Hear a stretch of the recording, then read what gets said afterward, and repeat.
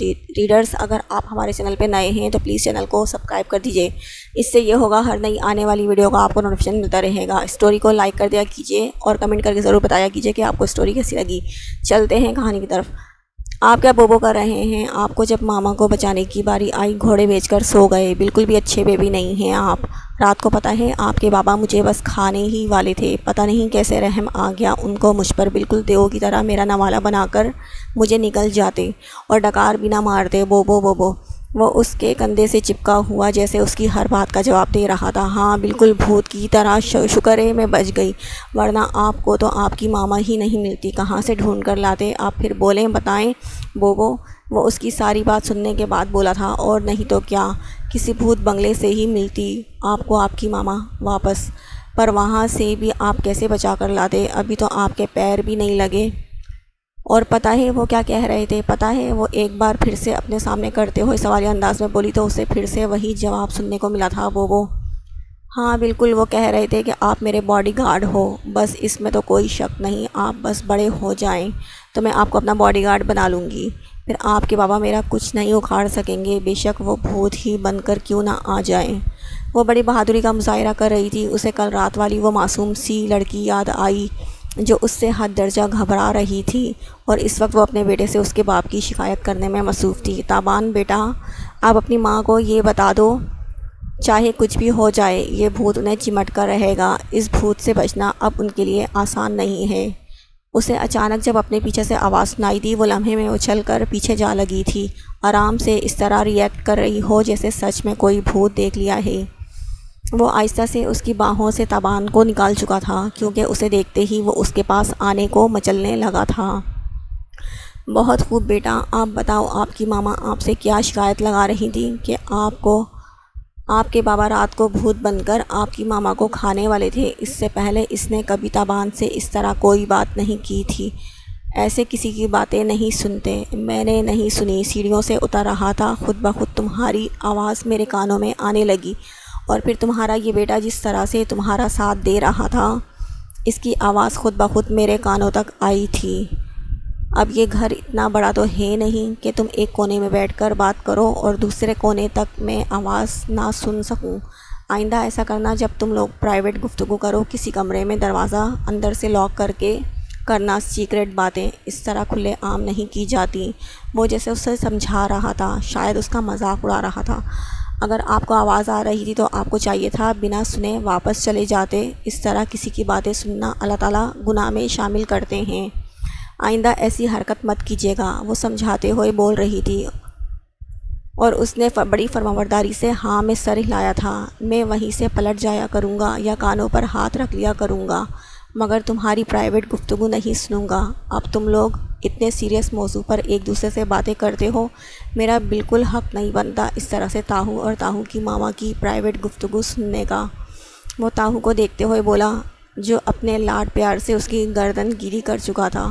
وہ تاہو کو لے کر باہر جانے لگا تو وہ بھی اپنے کام کی طرف متوجہ ہو گئی، جب اچانک واپس آیا اور وہ اس کے اتنے پاس آ گیا تھا کہ اس کی پرفیوم کی خوشبو اس کا دل بے اختیار دھڑکا۔ اور فی الحال یہ بھوت پوری طرح تم سے چمٹا نہیں ہے، لیکن عنقریب یہ بھوت تم پر پوری طرح قابض ہونے کا ارادہ رکھتا ہے۔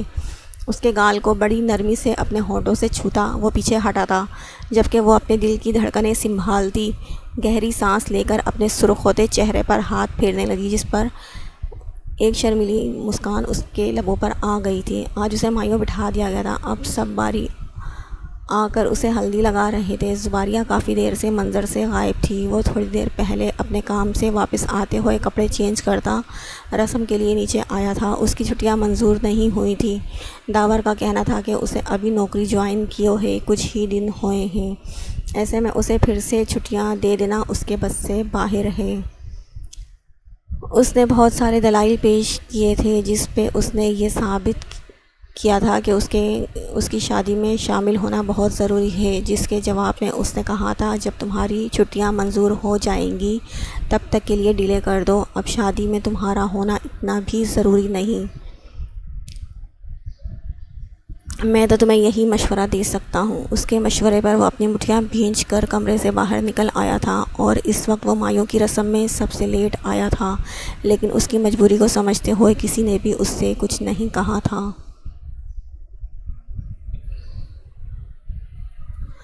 اوپر چھت پر اس وقت لڑکے اپنی رسم کر رہے تھے، کیونکہ چھت کی طرف سے ایک دوسرا دروازہ گھر سے باہر کی چھت کی طرف نکلتا تھا، جبکہ باہر لان میں سحروش کی رسم ادا کی جا رہی تھی۔ لیکن جو چیز اسے پریشان کر رہی تھی وہ چیز زباریہ کی غیر موجودگی تھی۔ اس وقت زباریہ کہیں بھی نہیں نظر آ رہی تھی۔ ایسے وقت میں اس کا یوں منظر سے ہٹنا کوئی عام بات تو ہرگز نہ تھی۔ اس کے بھائی کی رسم ادا کی جا رہی تھی اور اس کا کوئی اتا پتہ نہیں تھا۔ 2-3 بار تو چاچی اس سے آ کر پوچھ چکی تھی کہ تم نے زباریہ کو کہیں دیکھا ہے کیا شام کو؟ وہ بالکل تیار ہی آگے پیچھے گھوم رہی تھی اور اب نہ جانے کہاں چلی گئی ہے۔ وہ لا علمی کا مظاہرہ کرتا بس اتنا ہی کہہ پایا تھا کہ یہیں کہیں لگی ہوگی اپنی سہیلیوں کے ساتھ، کیونکہ مہمان کافی سارے آئے ہوئے تھے، لیکن خود اسے ہر جگہ ڈھونڈ چکا تھا، وہ اس کو کہیں پر بھی نہیں مل رہی تھی۔ اس نے 2-3 بار اسے فون کرنے کی بھی کوشش کی تھی اور فون بج کر بند ہو جاتا، لیکن زباریہ فون نہ اٹھاتی۔ سحروش بہت دیر بیٹھنے کے بعد تھک چکی تھی۔ وہ زویا کے ساتھ باہر واش روم کی طرف آئی تو اسے دیکھ کر وہ بھی اس کے پاس ہی آ گیا۔ تم لوگوں نے زباریہ کو کہیں دیکھا ہے؟ وہ کہیں نہیں ہے گھر میں، اور چاچی کافی زیادہ پریشان ہو رہی ہیں، اس نے دونوں کو دیکھتے ہوئے کہا تھا، جس پر وہ دونوں نفی میں سر ہلا گئی تھیں۔ زویا جا کر زباریہ کے کمرے میں دیکھ کر آؤ، اس نے ذرا سختی سے زویا کو کہا تھا، جس پر وہ فوراً ہی سر ہلاتے ہوئے اس کے کمرے کی طرف بھاگ گئی تھی۔ وہ شام سے نظر نہیں آ رہی ہے، میں نے بھی اسے ڈھونڈنے کی کوشش کی ہے۔ میں نے آنٹی سے اور پھپھو سے کئی بار پوچھا، لیکن انہیں بھی پتہ نہیں ہے۔ وہ بھی اسے بتانے لگی جب اچانک اس کا فون بجنے لگا۔ اب فون کر رہی ہے یہ لڑکی مجھے، اس نے اسکرین پر زباریہ کا نمبر دیکھتے ہوئے فون اٹھایا تھا، جبکہ سحر نے بھی سکون کا سانس لیا۔ ہیلو ہیلو زباریہ، تم رو کیوں رہی ہو؟ کیا ہوا ہے زونی؟ یہ کیا ہوا ہے؟ بتاؤ مجھے، کیوں رو رہی ہو تم اس طرح؟ میں پوچھ رہا ہوں کہاں ہو تم کو؟ وہ بے حد غصے سے دھاڑا تھا۔ رونا بند کرو، میں ابھی پہنچ رہا ہوں وہاں۔ وہ اسے رونا بند کرنے کے لیے کہہ رہا تھا، جبکہ سحر پریشانی سے اسے دیکھ رہی تھی۔ کیا ہوا ہے مجھے بتائیں، کہاں ہے وہ؟ وہ پریشان ہو چکی تھی۔ سامنے اس بلڈنگ میں جو نئی بن رہی ہے، اس نے گھر سے تھوڑے فاصلے پر پچھلی گلی کی جانب اشارہ کیا تھا، جہاں ایک بلڈنگ زیر تعمیر تھی، لیکن وہاں کیوں ہے؟ وہ اس کے ساتھ بھاگتے ہوئے باہر تک آئی تھی، کیونکہ وہ تیزی سے اس بلڈنگ کی طرف جا رہا تھا۔ کسی نے اغوا کیا ہے اسے۔ زباریہ کا کہنا ہے کہ یہ وہی لوگ ہیں جو اس رات اسے گاڑی میں تنگ کر رہے تھے، اور ان لوگوں نے زباریہ کے ساتھ کچھ۔ وہ اپنی بات مکمل کیے بنا ہی تیزی سے بھاگ نکلا تھا، جبکہ وہ بھی رکی نہیں تھی۔ اپنا لہنگا سنبھالتی وہ بھی تیزی سے اس کے پیچھے بھاگتے ہوئے جا رہی تھی۔ دل ہزاروں دعائیں مانگ رہا تھا کہ اللہ نہ کرے کچھ بھی برا ہو۔ زباریہ کو اغوا کر لیا گیا تھا، وہ بھی اس کے گھر سے، ایسا کیسے ممکن تھا؟ وہ لوگ بھاگتے ہوئے بلڈنگ کے اندر داخل ہوئے تھے۔ اپنے موبائل کی روشنی جلا کر اس نے ہر طرف زباریہ کو ڈھونڈنا شروع کر دیا تھا۔ وہ اونچی آواز میں اس کا نام لے کر اسے پکار رہا تھا۔ جب اسے لگا کہ اوپر کی طرف بلڈنگ میں کوئی موجود ہے، وہ تیزی سے سیڑھیاں عبور کرتا اوپر پہنچا تھا۔ جب وہ اسے ایک کونے میں ڈری سہمی بیٹھی ہوئی نظر آئی، اس کے کپڑے جگہ جگہ سے پھٹے ہوئے تھے، جبکہ اس کی حالت بہت زیادہ خراب تھی۔ بال بری طرح بکھرے ہوئے تھے۔ وہ تیزی سے بھاگ کر اس کی جانب آیا تھا۔ اسے دیکھتے ہوئے وہ بھی اٹھ کر اس کے سینے سے جا لگی۔ اس کے سینے سے لگتے ہی وہ پھوٹ پھوٹ کر رونے لگی تھی، جبکہ وہ اس کی حالت سے اندازہ لگا چکا تھا کہ اس کے ساتھ یہاں کیا ہوا ہے۔ ان لوگوں نے مجھے لوٹ لیا، وہ سسکی۔ ان لوگوں نے مجھے لوٹ لیا زاور، میں کسی کو منہ دکھانے کے لائق نہیں رہی۔ ان لوگوں نے مجھے برباد کر دیا۔ اس گھٹن نے آج میری زندگی برباد کر دی زاور، میں برباد ہو گئی۔ اس نے مجھے کسی کے لائق نہیں چھوڑا، وہ چیخ چیخ کر روتے ہوئے اسے بتا رہی تھی، جبکہ اسے اپنے سینے میں بھینچے وہ اس کی تکلیف کو سمجھ رہا تھا۔ اس کے پیچھے کھڑی سحر دوپٹے والا ہاتھ منہ پر رکھے اپنی سسکیاں روکنے کی کوشش کرنے لگی۔ کس نے سوچا تھا ایسا ہو جائے گا، وہ بھی انسپکٹر زاور کی منگیتر کے ساتھ۔ انسپکٹر زاور کی ہونے والی بیوی کے ساتھ کون کر سکتا تھا؟ یہ وہ سمجھ نہیں پا رہا تھا۔ وہ لوگ جیل سے کیسے نکلے؟ وہ انہیں گرفتار کر چکا تھا۔ تو کیا اس کی گرفت اتنی کمزور تھی کہ وہ لوگ نہ صرف جیل سے نکلے بلکہ اس کی منگیتر کو لوٹ کر چلے گئے؟ اور وہ ہاتھ پہ ہاتھ رکھے بیٹھا رہا۔ کیسے؟ کیوں ہوا تھا یہ سب کچھ؟ وہ اسے اپنی باہوں میں لیا آہستہ آہستہ اس کے بال سہلا رہا تھا۔ زاور، میں تمہارے قابل نہیں رہی، ان لوگوں نے مجھے تمہارے قابل نہیں چھوڑا، اب کون کرے گا مجھ سے شادی؟ میں کسی کے لائق نہیں ہوں، ان لوگوں نے مجھے برباد کر دیا، میں ناپاک ہو چکی ہوں۔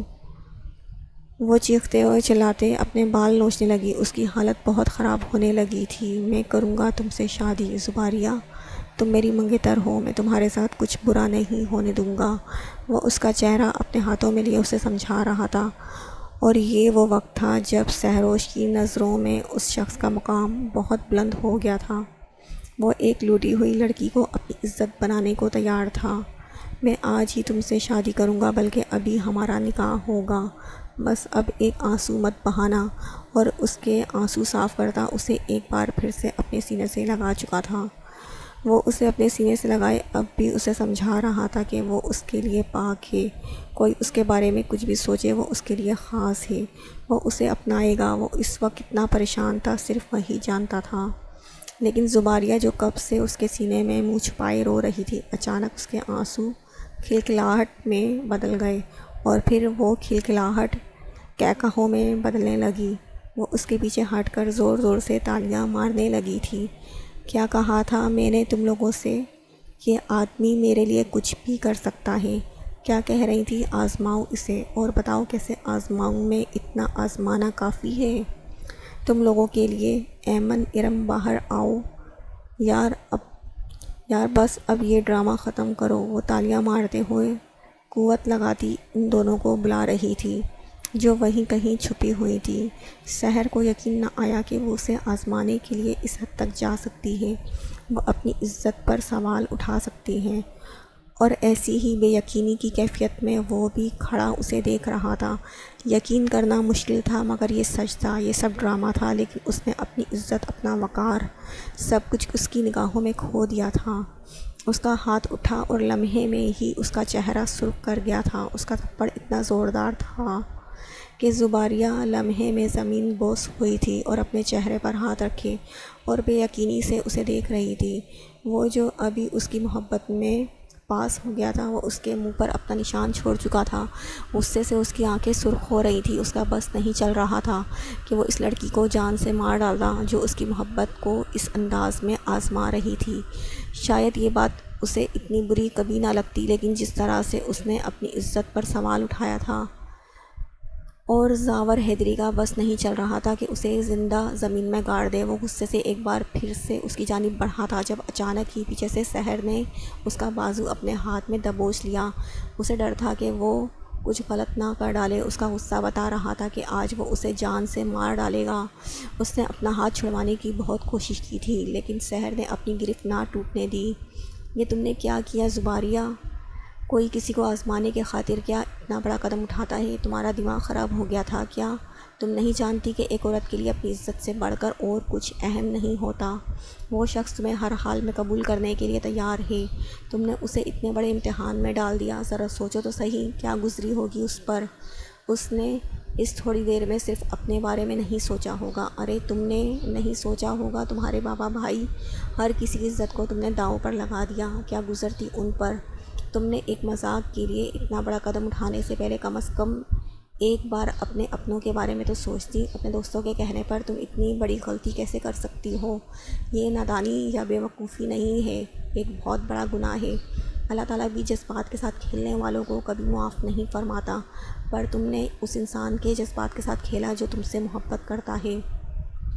وہ اس کے پاس بیٹھی اسے سمجھانے لگی تھی، اس کی آنکھوں میں موٹے موٹے آنسو تیر رہے تھے۔ شٹ اپ، مجھے سمجھانے کی ضرورت نہیں ہے کہ مجھے کیا کرنا چاہیے اور کیا نہیں کرنا چاہیے۔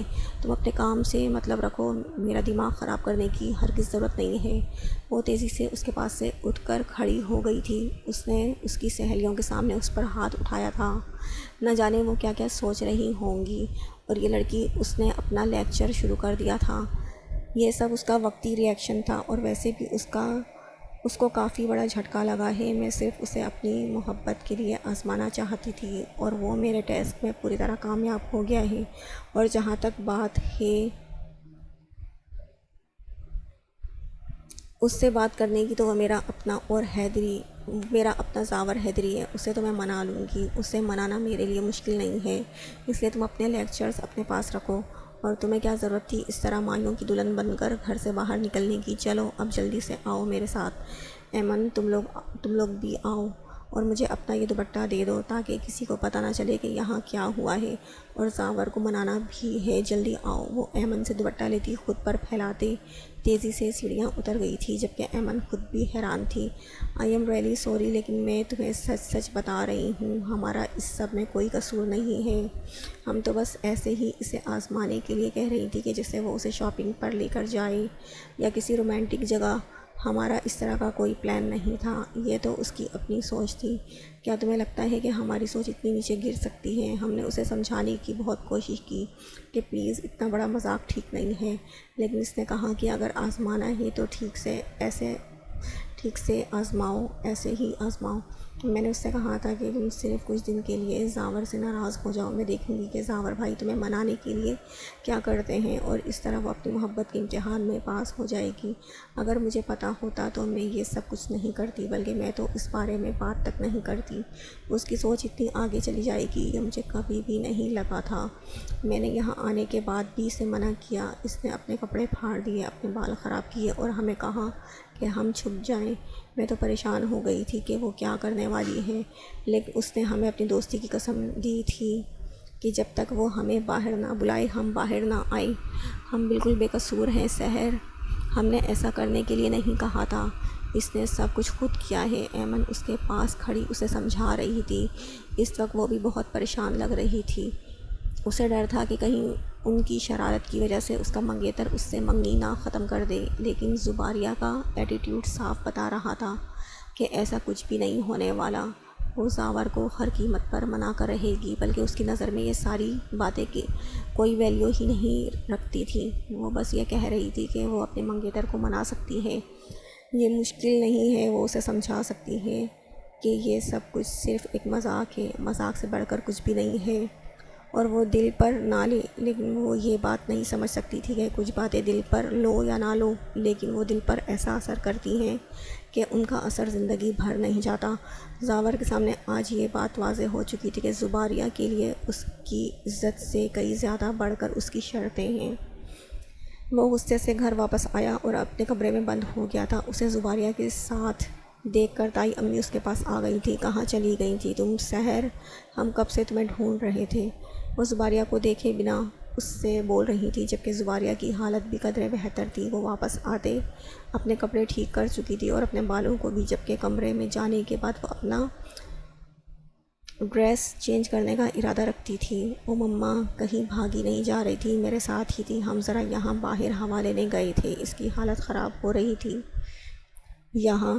خیر آپ مہمانوں کے پاس جائیں، میں اسے لے کے آتی ہوں۔ زباریہ سے زیادہ تو اس کی حالت خراب لگ رہی تھی۔ اسے دیکھتے ہوئے زباریہ نے اپنی ماں کو مطمئن کیا، جس پر وہ ہاں میں سر ہلا گئی، جبکہ زوبی کی کلاس بعد میں لینے کا ارادہ رکھتی تھی، جو اتنی دیر سے منظر سے غائب تھی۔ اپنا موڈ ٹھیک کرو، دماغ خراب ہو گیا ہے تمہارا، سب کو بتا کر سکون ملے گا تمہیں۔ کیا حالت بنا لی ہے، یہ چہرے کی رنگت کو دیکھو۔ سنو تم دونوں، اسے فریش کر کے لاؤ، میں ذرا زاور کے کمرے میں جا رہی ہوں اس سے بات کرنے کے لیے۔ وہ ایمان سے کہتی خود زاور کے کمرے کی طرف چلی گئی تھی۔ اس وقت زاور سے زیادہ اس کے لیے اہم اور کچھ نہیں تھا۔ اس کی چھوٹی سی نادانی کی وجہ سے اس سے ناراض ہو گیا تھا، کم از کم اس کے لیے تو وہ چھوٹی سی نادانی ہی تھی، اور اسے یقین تھا کہ وہ اسے منانے میں کامیاب ہو جائے گی۔ زاور اس سے زیادہ روٹھتا نہیں تھا، اور اگر روٹھ بھی جائے تو وہ اسے جلد ہی منا لیا کرتی تھی، اور اسے یقین تھا کہ آج بھی وہ اسے منا لے گی۔ اس نے دروازے پر دستک دیتے ہوئے کمرے کا دروازہ کھولا تو وہ اسے بیڈ پر بیٹھا ہوا نظر آیا۔ دفع ہو جاؤ یہاں سے، تمہاری ہمت کیسے ہوئی میرے کمرے میں آنے کی؟ وہ جیسے ہارا سا لگا تھا۔ زاور کیا ہو گیا ہے تمہیں؟ ذرا سی بات کو لے کر اتنا ری ایکٹ کیوں کر رہے ہو؟ میں نے کہا نا میں صرف تمہیں آزما رہی تھی، وہ لڑکیوں نے مجھ سے شرط لگائی تھی اور میرے پاس اور کوئی طریقہ نہیں تھا۔ سوری بول تو رہی ہوں نا۔ وہ اس کے سامنے کھڑی اپنے کان پکڑنے لگی تھی۔ شٹ اپ، کیا تمہارے لیے زندگی انہی شرطوں تک محدود ہے؟ محبت، عزت، یہ چیزیں تمہارے لیے کوئی معنی نہیں رکھتی؟ تم میری محبت کو آزما رہی تھی، مجھے آزما رہی تھی، اس طرح سے اپنی عزت داؤں پر لگا کر۔ مجھے ان لوگوں سے نفرت ہے جو اپنی عزت نہیں کرتے۔ تم اپنی عزت کو خود اپنے ہاتھوں استعمال کر رہی تھی۔ تمہارے لیے یہ بات کوئی اہمیت نہیں رکھتی کہ تمہارے چہرے پر مجھے کسی طرح کی شرمندگی ڈھونڈنے سے بھی نہیں مل رہی۔ مجھے لگا تھا کہ شاید تمہیں احساس ہوگا اس بات کا کہ تم نے غلطی کی ہے، لیکن تم تو اسے نادانی کا نام دے رہی ہو۔ یہ نادانی نہیں ہے زباریہ، تم نے اپنی عزت پر سوال نہیں اٹھایا، بلکہ خود اپنے ہاتھوں سے اپنی عزت کو پامال کیا ہے۔ تمہیں پتہ ہے میں نے تم سے کیوں کہا کہ میں تم سے شادی کے لیے تیار ہوں؟ تمہارے برباد ہو جانے کے بعد بھی میں تم سے نکاح کروں گا، صرف اس لیے کیونکہ تم میرے چاچا کی بیٹی ہو۔ میرے بابا کی خواہش ہے کہ تم اس گھر کی بہو بنو، ورنہ تم وہ لڑکی ہو ہی نہیں جس پر زاور حیدری اپنا دل ہار بیٹھے۔ تم میرے آئیڈیل پر 1% بھی نہیں پورا اترتی ہو۔ جس طرح کی لڑکی میں اپنی زندگی میں چاہتا ہوں، اس طرح کی لڑکی سے 1% بھی نہیں ملتی ہو تم، لیکن یہ میری مجبوری ہے کہ میں تم سے اس منگنی کو پچھلے 8 سال سے نبھا رہا ہوں۔ تمہاری ہر غلطی، ہر نادانی، ہر بری عادت سے واقف ہونے کے باوجود بھی تم سے شادی کے لیے راضی ہوں، کیونکہ تم میرے بابا کی پسند ہو۔ تم میری کون سی محبت کو آزمانے نکلی تھی جب مجھے تم سے کبھی محبت ہوئی ہی نہیں؟ جب میں نے اپنی زندگی کے بارے میں سوچا ہے، میری زندگی میں محبت نہیں، صرف ایک مجبوری کا سودا ہے جو میں اپنے باپ کے خاطر کرنے کو تیار ہوں، لیکن اب نہیں۔ میں تم سے شادی نہیں کر سکتا کیونکہ مجھے لگتا تھا کہ تم لاکھ برا صحیح، لیکن اپنی عزت داؤں پر لگانے کی غلطی تم کبھی بھی نہیں کرو گی۔ لیکن یہ صرف میری ایک غلط فہمی تھی جو آج دور ہو گئی ہے۔ میں تم سے شادی نہیں کرنا چاہتا کیونکہ میں کسی ایسی لڑکی سے شادی کر ہی نہیں سکتا جسے اپنی عزت کا مطلب پتہ نہ ہو۔ میں ایک ایسی لڑکی سے شادی کروں گا جس سے میں محبت کروں یا نہ کروں، لیکن وہ مجھے اپنی عزت کرنے پر مجبور کر دے۔ میں ایک ایسی لڑکی سے شادی کروں گا جو مجھے محبت کے لیے نہیں، عزت کے لیے آزمائے۔ نکل جاؤ میرے کمرے سے، بلکہ زندگی سے۔ تمہاری میری زندگی میں تمہاری کوئی جگہ نہیں ہے۔ وہ اسے باہر کا راستہ دکھاتے ہوئے بولا تھا۔ وہ اس وقت غصے میں تھا، یہ بات وہ بہت اچھے طریقے سے سمجھ سکتی تھی، اس لیے فی الحال کچھ بھی نہیں بولی تھی کہ بات آگے بڑھ جائے گی، اور ممکن تھا یہ بات بڑوں میں چلی جائے۔ تم اس وقت بہت زیادہ غصے میں ہو اور میں فی الحال جا رہی ہوں، تم ریلیکس ہو جاؤ، ہم اس بارے میں بعد میں بات کریں گے، اوکے؟ جب تمہارا غصہ ٹھنڈا ہو جائے گا۔ ابھی کے لیے میں جا رہی ہوں، بڑے ہی پیار سے اس کا ہاتھ تھامتے ہوئے بولی، لیکن زاور نے اگلے ہی لمحے اپنا ہاتھ کھینچ لیا تھا۔ تم سے بات کرنا تو دور، تمہاری شکل دیکھنا بھی میں اپنی توہین سمجھتا ہوں۔ اسے اتنی شرم دلوانے کے باوجود بھی اسے آگے سے اس کا یہ جواب سن کر مزید غصہ آنے لگا تھا۔ اسے لگا تھا شاید اسے اس کے بعد تو اپنی غلطی کا احساس ہو جائے گا، لیکن ایسا بھی نہ ہوا۔ اس کے جذبات اس کے لیے غصے میں نکلے ہوئے الفاظ تھے، اور ایسی لڑکی کے ساتھ وہ اپنی ساری زندگی برباد نہیں کر سکتا تھا۔ زباریہ مزید اس سے کچھ بھی کہے بنا کمرے سے نکل گئی تھی، جبکہ وہ اپنا سر تھام کر بیٹھ گیا تھا۔ جس نے یہ سب کچھ کیا تھا اسے اس بات کا احساس تک نہیں تھا، اور جو آزمایا جا رہا تھا اسے لگ رہا تھا جسے اس کے دماغ کی نس پھٹ جائے گی۔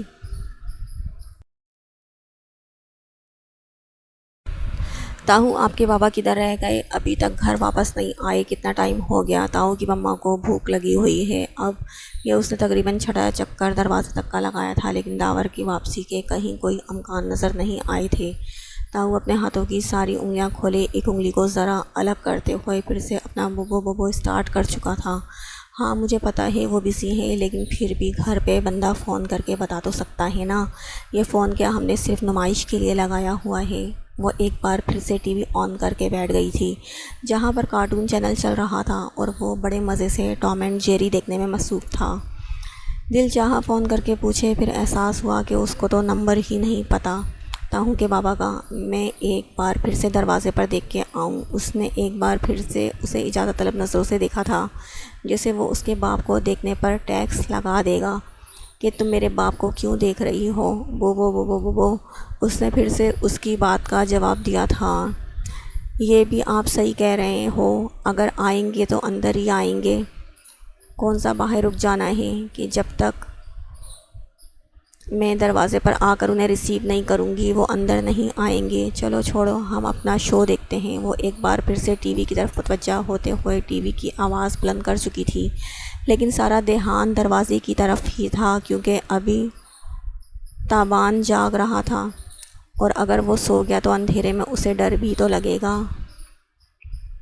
تاہو بیبی ابھی سونا نہیں ہے، ماما کو اکیلے ڈر لگتا ہے۔ اسے آہستہ آہستہ نیند میں جاتے دیکھ کر وہ بولی تھی، جس پر تابان اپنی آنکھیں چھوٹی کر کے اسے دیکھنے لگا، جیسے اس کی بات کے بارے میں سوچ بچار کر رہا تھا۔ وہ کب سے گھر جانے کے بارے میں سوچ رہا تھا، لیکن ابھی تک یہیں پر تھا کیونکہ آج اسے انسپکٹر زاور سے کچھ ضروری کام تھا۔ شام میں اس نے کہا تھا، انسپکٹر زاور آپ کہیں نہیں جائیں گے، اور جب وہ واپس آیا تو اسے انسپکٹر زاور کہیں نظر نہیں آیا تھا۔ کانسٹیبل سے پوچھنے کے بعد اسے پتہ چلا کہ وہ اپنا کام ختم کر کے زین کے ساتھ کہیں چلا گیا ہے، پر اس کی واپسی کب تک ممکن ہے وہ نہیں جانتا۔ اس نے آدھا گھنٹہ پہلے زین کو فون کیا تھا اور اس نے کہا تھا کہ وہ اپنا کام ختم کر چکے ہیں، اب تھوڑی ہی دیر میں وہ آنے والے ہیں۔ یہی وجہ تھی کہ وہ اب تک اس کا انتظار کر رہا تھا، ورنہ رات 9:30 بجے تک وہ یہاں رہنے کا ارادہ نہیں رکھتا تھا۔ کنزش کو ابھی اس کے گھر میں رہنے کی عادت نہیں تھی، یہ سچ ہے، وہاں کسی طرح کا کوئی خطرہ نہیں تھا، لیکن پھر بھی اکیلی لڑکی اور چھوٹا سا بچہ اکیلے محفوظ نہیں تھے۔ السلام علیکم سر، وہ اندر داخل ہوتے ہوئے اسے سلوٹ کر چکا تھا۔ وعلیکم السلام افسر، آپ کس کی اجازت سے انسپکٹر زین کے ساتھ گئے تھے؟ اس کے اچانک اندر داخل ہونے پر اسے اس پہ غصہ آنے لگا تھا۔ وہ کیوں اس کی ہر بات کی مخالفت کرتا تھا، اسے سمجھ نہیں آیا تھا۔ معاف کیجیے گا جناب، وہ دراصل انسپکٹر زین کو کچھ ضروری معلومات چاہیے تھی، ہم ساری تیاری کر چکے ہیں، اب انشاءاللہ ہم کل یا پرسوں اس جگہ پر چھاپہ مار کے ان لوگوں کو گرفتار کر لیں گے۔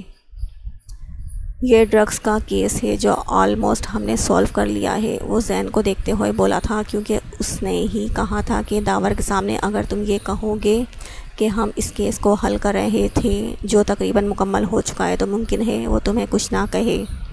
میں نہیں جانتا کہ آپ نے اس کے لیے کیا کیا ہے انسپکٹر زاور، اگر میرا سوال یہ ہے کہ میری اجازت کے بنا آپ گئے کیوں؟ میں نے آپ کو کہا تھا کہ میں واپس آ کر آپ سے کچھ ضروری ڈسکشن کروں گا ایڈوکیٹ کے کیس کے سلسلے میں، لیکن آپ اس طرح سے بنا کسی کو بتائے، بنا کسی سے پوچھے، جب دل کرتا ہے منہ اٹھا کر نکل جاتے ہیں۔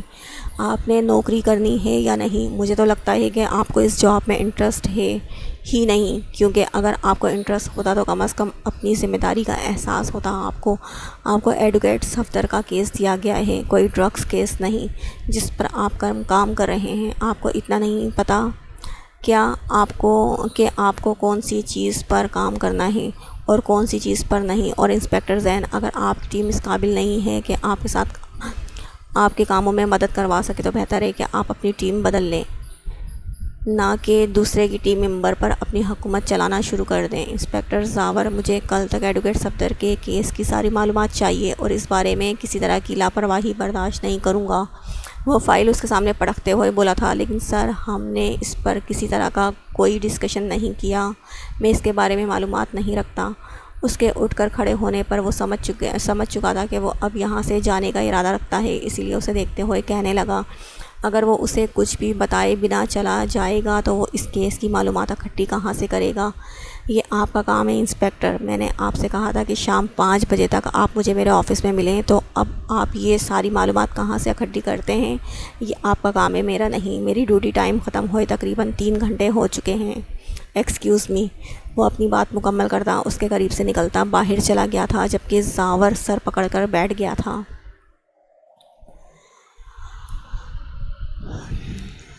آپ کا دماغ خراب تو نہیں ہو گیا؟ میں اس طرح واپس نہیں آ سکتی، میرے ڈرامے کی شوٹنگ سٹارٹ ہو گئی ہے۔ اور اتنی محنت کے بعد مجھے یہ ڈرامہ ملا ہے. آپ کو لگتا ہے میں اتنی سی بات پر سب کچھ چھوڑ چھاڑ کر وہاں چلی آؤں گی؟ اتنا دماغ خراب نہیں ہوا میرا. یہ جو میں یہاں تک آئی ہوں نا، اسے خواب کو پورا کرنا کہتے ہیں. وہاں ساری زندگی آپ کے داماد کے بچے پیدا کر کے پال نہیں سکتی. مجھے بہت کچھ حاصل کرنا ہے، بہت کچھ بنانا ہے جو اس شخص کے ساتھ ممکن نہیں ہے، اور آپ کی یہ ذرا سی بات سمجھ میں نہیں آتی. اور میں جلدی واپس نہیں آنے والی. ابھی تو میری اڑان شروع ہوئی ہے. وہ ایک شادی کرے یا 10 کرے، مجھے فرق نہیں پڑتا. تو پلیز آپ بھی اپنا دل مت جلائیے. انہیں رہنے دیں اپنی دوسری بیوی کے ساتھ. میں بھی دیکھتی ہوں کب تک ستیلے بچے کو پالتی ہے. وہ خوبصورت کم عمر بلا. کسی بھی عورت میں اتنی ہمت نہیں ہوتی کہ اپنے شوہر کی پہلی بیوی میں سے اولادوں کو بیٹھ کر پالنے لگ جائے. اور پلیز ان سب چیزوں میں پڑھنے سے بہتر ہے کہ آپ اپنا اور بابا کا خیال رکھیں. میں یہاں بالکل ٹھیک ہوں اور میں فی الحال واپس نہیں آ سکتی. میری کوشش یہ ہے کہ اس ڈرامے کی شوٹنگ ختم ہونے سے پہلے میں اپنا دوسرا پروجیکٹ سائن کر لوں جس کے لیے آج کل مجھے کافی سارے ڈائریکٹرز، پروڈیوسر سے ملنا پڑتا ہے. ایسے میں بار بار آپ کا فون میرے لیے ڈسٹربنس پیدا کر دیتا ہے. اس کی آواز میں بے حد درجہ بیزاریت تھی جسے شکیلہ بیگم نے بہت گہرائی سے محسوس کیا تھا، لیکن پھر بھی ایک ہی بات پر ڈٹی ہوئی تھی کہ داور کی دوسری بیوی بہت خوبصورت ہی نہیں بلکہ بہت معصوم بھی ہے. اور ایسی لڑکیاں بہت جلد اپنے شوہر کے دل میں اپنا گھر بنا لیتی ہیں. اور جس طرح سے وہ لڑکی انہیں معصومیت کی چلتی پھرتی تصویر لگی تھی، انہیں اپنی بیٹی کا گھر برباد ہوتا صاف ہوتا نظر آ رہا تھا. لیکن یہاں ان کی بیٹی کو تو جیسے اس چیز کی پرواہ ہی نہیں تھی. اسے تو صرف اور صرف اپنے ڈراموں کی پڑی تھی. اپنے شوہر اور بچے کی اسے کوئی فکر نہیں تھی کہ وہ پیچھے اپنا شوہر اور بچہ چھوڑ کر گئی ہے. وہ تو اس بارے میں بات تک نہیں کرنا چاہتی تھی. جو ڈرامہ اسے آفر ہوا تھا اس کی شوٹنگ سٹارٹ ہو چکی تھی اور اب اس کا ارادہ جلد سے جلد دوسرا پروجیکٹ سائن کرنے کا تھا.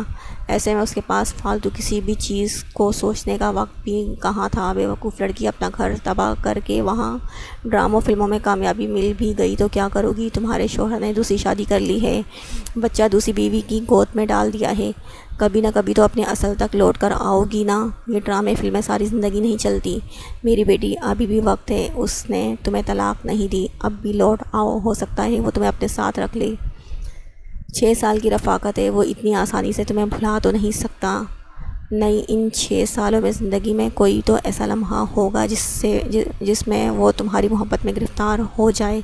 میں جانتی ہوں اس نے دوسری شادی صرف اور صرف اپنے بچے کے لیے کی ہے، اور اگر تم واپس لوٹ آتی ہو تو ہو سکتا ہے وہ اپنی دوسری بیوی کو چھوڑ دے. انہیں اب بھی امید بندی ہوئی تھی، یہ سوچے بنا کہ وہ اپنی بیٹی کے لیے کسی دوسرے کی بیٹی کا گھر برباد کرنے کی بات کر رہی ہیں. کچھ مائیں خود غرض بھی ہوتی ہیں. اپنی اولاد سے بڑھ کر انہیں کچھ بھی عزیز نہیں ہوتا. اور یہاں تو بات کروڑوں کی جائیداد کی بھی تھی جو ان کے ہاتھ سے نکلی جا رہی تھی. امی پتہ نہیں آپ کیا باتیں کر رہی ہیں. میرا دماغ خراب کرنے کی ضرورت نہیں ہے. میں یہاں بہت خوش ہوں. جب میرا دل چاہے گا میں واپس لوٹ آؤں گی. فی الحال مجھے تنگ مت کریں. نہ جانے ایک بات آپ کو کتنی بار سمجھانا پڑے گی. اب جب تک میں خود فون نہ کروں برائے مہربانی مجھے فون کرنے کی ضرورت نہیں ہے. وہ غصے سے فون بند کرتی. پہلے یہ جتلانا نہیں بھولی تھی کہ وہ بہت زیادہ مصروف ہے. اس کے پاس ان سے کرنے کے لیے فالتو باتوں کا وقت نہیں ہے. جبکہ وہ اپنے شوہر کے بارے میں سوچ رہی تھی جو انہیں بار بار اپنی بیٹی کو واپس لانے کا بول رہے تھے.